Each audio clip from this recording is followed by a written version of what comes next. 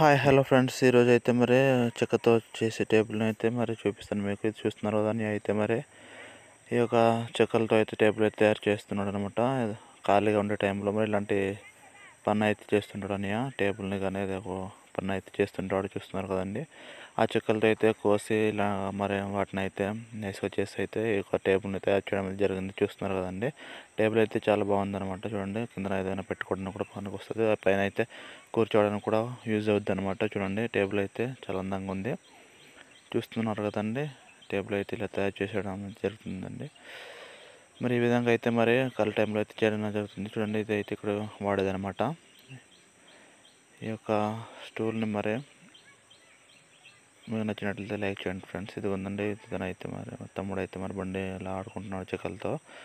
చూడండి, ఈ యొక్క టేబుల్ అయితే ఎంత చక్కగా ఉందో చూడండి.